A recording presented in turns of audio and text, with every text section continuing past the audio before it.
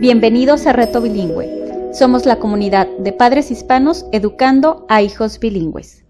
Soy Minerva y te invito a que nos acompañes aquí en retobilingüe.com. Hola, bienvenidos a Reto Bilingüe. El día de hoy tendremos el tema ¿Cómo escoger colegio bilingüe o escuela bilingüe? Escoger un colegio bilingüe puede ser complicado cuando existe mucha oferta educativa.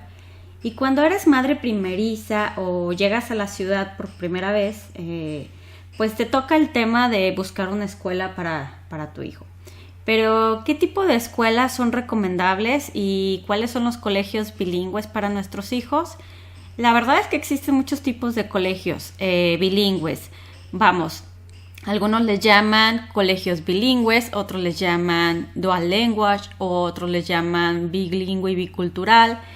En fin, existen una gran variedad de sistemas y cada país tiene su sistema en especial.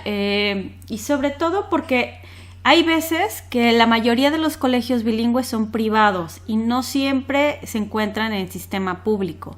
Y esa es otra cosa que tenemos que aprender a evaluar.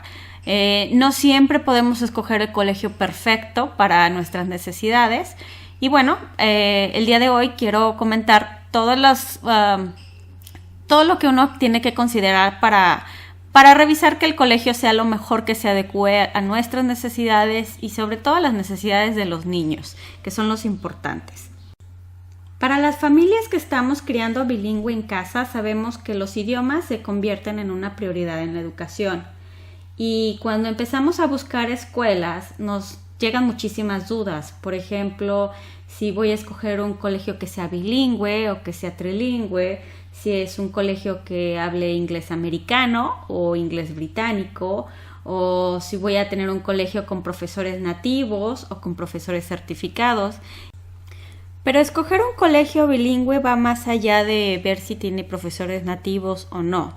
Existen varios factores y vamos empezando por el tipo de colegios que hay.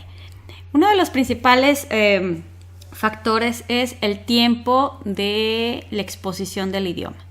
Y bueno, existen colegios que les llaman bilingües, donde vamos llamándole que estando en un país de Latinoamérica, en este caso en México, vas a una escuela bilingüe y te encontrarás con que la clase de matemáticas, de ciencia, de historia, la dan en español y exclusivamente la materia en inglés la dan en inglés. Y a ese le llaman un colegio bilingüe. Claro, quizá los niños tienen una exposición, cuando mucho, de 1 hora de inglés al día. Existen otros colegios, también llamados bilingües, a veces les llaman bilingües y biculturales, donde se les habla todo el tiempo en inglés. Es decir, la clase de matemáticas, de ciencia y de historia se la dan en inglés y la única materia o asignatura que llevan en español es la clase de español. Entonces, como verán, el tiempo de exposición del inglés, en este caso, a lo mejor lleva a tomar hasta 4 o 5 horas de inglés al día en los niños. Existen colegios también que les llaman bilingües, donde mitad del día hablan en español y la otra mitad del día les hablan en inglés. O colegios donde usan un sistema de un día todo en inglés y al siguiente día todo en español. Hay colegios que dicen, por ejemplo, vamos a hablar en español el día de hoy y ven matemáticas o ciencias y dan la clase en español, pero exactamente el mismo contenido, lo mismo que vieron el día de hoy, al día siguiente lo ven en inglés, todo otra vez lo vuelven a estudiar. Entonces prácticamente los alumnos repiten la misma lección en inglés y en español. Pero bueno, cada escuela tiene un sistema diferente. Entonces, por eso es bien importante saber cómo es el sistema de cada escuela. Vamos a llamarle que una de las principales cosas que tenemos que ver es el proyecto educativo. Y es importante saber cuál es el modelo de aprendizaje que utiliza el colegio. Es decir, si tienen orientación psicopedagógica o si ofrecen orientaciones al niño en caso de problemas de conducta o con problemas de aprendizaje. También tienen que revisar si la escuela tiene clases de refuerzo en caso de que el niño no pueda ir al mismo tiempo que los demás niños, o si tienen un sistema de clases extracurriculares como formación musical o tecnología o deportes, oratoria, teatro, etc. Y es bien importante que ustedes revisen si la escuela se encuentra avalada por la Secretaría de Educación Pública o por el Ministerio de Educación Pública. Es de las principales cosas que hay que revisar. ¿Cuál es el proyecto educativo? Otro punto es el nivel académico. El nivel académico es revisar la escuela si se encuentra certificada o con un cierto nivel de desempeño ante la Secretaría de Educación Pública, ante el Ministro de Educación Pública. Porque a veces tenemos sistemas que evalúan las escuelas y es importante saber en qué nivel se encuentran. Si son escuelas que se han desempeñado bien, si tienen cierta reputación, etc. Entonces, mientras mejor podamos saber de las escuelas, es mucho mejor para nosotros. La ideología de la escuela es otro punto a considerar. Sobre todo si la escuela es religiosa o es laica, las variables ideológicas deben ser de acuerdo a la formación en casa. Si en casa se tiene una religión católica o cristiana, judía, no sé, bueno, pues lo importante es saber que la escuela va de acuerdo a sus principios, porque pues a veces a algunas familias les incomoda que sus niños lleguen con otras ideas a casa. Entonces es importante que también ustedes vean qué tipo de escuela es, cuáles son sus ideologías y sobre todo si ustedes van a estar de acuerdo con esa clase de ideologías. Otro punto importante a revisar siempre es cuántos niños hay por clase o cuántos maestros hay por niño, sobre todo porque tiene que ver el factor de tener tiempo personalizado. Yo les decía, no es lo mismo tener una clase de 1 hora de inglés con un grupo de 2 niños, porque hay una conversación directa con un grupo tan pequeño de 2 niños, a una clase de, no sé, 5 horas de inglés al día, un profesor con un grupo de 30 niños. Porque quizá esa interacción no va a ser la misma, porque a lo mejor cuando mucho el maestro va a poderle dedicar 10 minutos directos a cada niño en todo ese lapso de tiempo. Entonces sí es importante saber cuántos niños hay por maestro para que ustedes tengan una idea de cómo va a ser la interacción directa con los niños. Nuestro siguiente punto es el programa diario, es decir, las clases que se van a impartir, cómo están distribuidas las clases, los horarios que van a tener y, bueno, sobre todo ver lo de los idiomas, cuántos idiomas se van a impartir, si es una clase, si es una escuela que es nada más inglés y español o es una escuela que tiene inglés, español, francés o bueno, ver si la escuela es trilingüe, en fin, sobre todo ver el programa diario, las asignaturas o materias, cómo están distribuidas.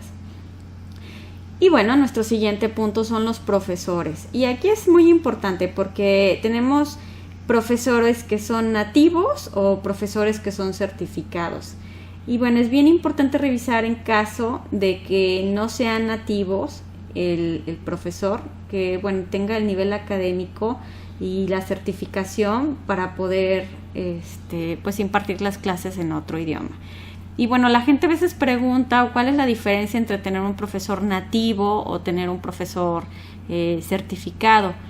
Bueno, miren, principalmente cuando encuentras profesores que imparten un idioma, la mayoría de ellos son profesores que son certificados, que tuvieron una licenciatura, que estudiaron lenguas, que estudiaron algo de temas de docencia, enseñanza de idiomas, en fin, la mayoría de ellos tiene una certificación, sobre todo de cómo es la enseñanza y sobre todo que tienen pues los valores pedagógicos para poder impartir una clase. Y bueno, ese tiene mucho valor, sobre todo porque cuando imparten las clases saben cómo enseñar, cómo hacer las cosas que sean didácticas y fáciles para aprender. Y ese es un punto importante. Ahora, con respecto a un profesor nativo, normalmente el hecho de que sea nativo no significa que sea profesor, Pueden traer una persona del extranjero que tenga el idioma inglés, americano o británico, pero si esa persona se dedicaba a, vamos a ponerle, a la tecnología, o era programador, o esa persona ni siquiera tiene una carrera, pues lo más seguro es que no tenga quizá la noción didáctica de cómo enseñar. Y es diferente en tener un profesor que esté certificado a un profesor que sea nativo, que simplemente porque hable inglés, pues ya lo ponen como profesor. Ahora, ¿qué es el ideal para tener un profesor? Bueno, hay dos tipos de ideales, pudieran ser. Por ejemplo, un profesor nativo que tenga una licenciatura en enseñanza de idiomas, o en este caso también la combinación de un profesor no nativo certificado con un asistente nativo para poder mantener conversaciones, pero la técnica y la didáctica que sea precisamente por el profesor no nativo, porque son los que tienen el conocimiento de cómo enseñar y transmitir los idiomas a los alumnos. Y yo creo que esa es la parte ideal, ¿no? Poder tener un profesor que te pueda asesorar y entender. Específicamente los profesores no nativos que se encuentran certificados, para muchas familias e incluso para muchas personas es mucho más común y además más fácil de entenderlos, porque dado que ellos hablan tu mismo idioma, pueden comprender cuáles son tus necesidades. En cambio, quizá un profesor nativo que no hable tu idioma, lo más seguro es que no puedan entender tu forma o tu visión de ver las cosas. Entonces tiene sus ventajas y desventajas, ¿no? Pero lo importante es sacarle provecho a cada una de las ventajas que se tiene, ya sea de un profesor que es nativo y un profesor no nativo. El siguiente factor que hay que considerar son las instalaciones. Las escuelas, algunas no tienen o no cumplen con sistemas de seguridad. Entonces es importante que sea una escuela segura y sobre todo que sea una escuela que se encuentre en constante mantenimiento. Y es importante sobre todo por los niños, ¿no? Otro punto que hay que considerar es el sistema de comunicación con los padres. Es decir, algunas escuelas tienen algunos sistemas tecnológicos como aplicaciones o software para mantener la comunicación y la forma en cómo te comunican si hubo problemas o cómo va el aprendizaje o cuáles son sus calificaciones o eventos de la escuela. Porque en muchas ocasiones puede ser una escuela que todo cuente, que tenga todo, pero la mayor deficiencia puede ser comunicar a los padres lo que está sucediendo. Entonces, si se fijan, existen muchos factores que debemos de considerar para escoger una escuela y sobre todo que sea una escuela bilingüe. Ahora bien, una vez que sabes todos los factores que hay que considerar para escoger un colegio bilingüe, mi mayor recomendación es que tomes en cuenta cuáles son las necesidades de tu hijo. Es decir, existen muchos padres de familia que se quejan porque sus hijos van a escuelas bilingües y estamos hablando de escuelas bilingües donde se habla todo el día inglés y imparten las asignaturas de matemáticas o de ciencias o de historia en inglés. Pero si el niño no tiene el nivel académico para llevar una clase de inglés, pues obviamente el niño se siente frustrado y como dicen, en muchos casos ni siquiera se enteran de lo que está sucediendo, de lo que se trata la materia.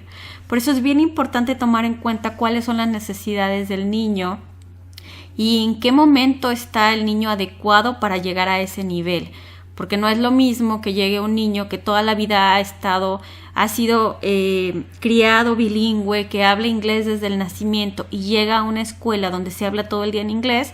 El niño no va a tener problemas para, incluso de conocimiento, de convivencia y todo, porque el niño va a sentirse identificado.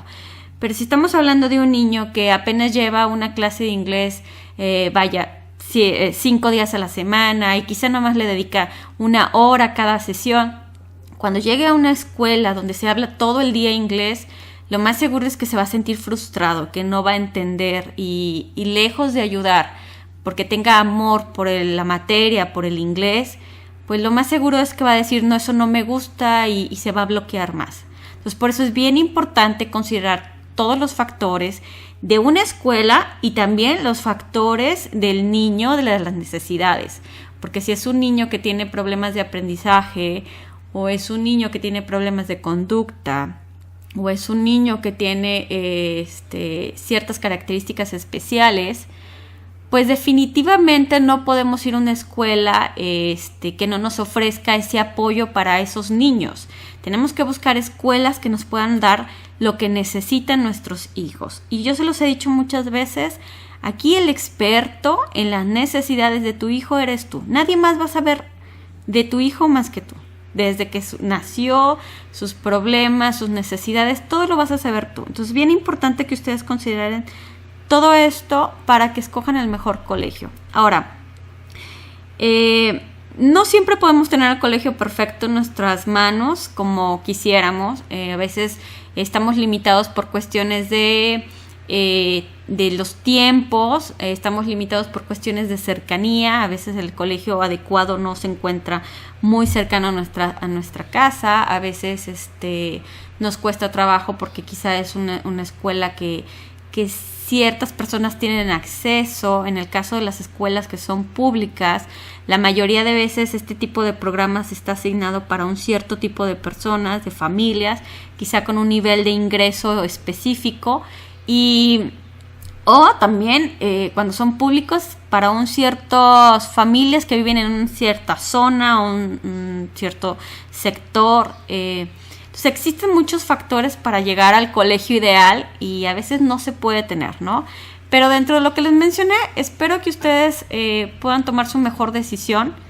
No es fácil, sinceramente no es fácil. A veces se considera un poquito frustrante porque uno quisiera tenerlo todo, pero a veces no se puede.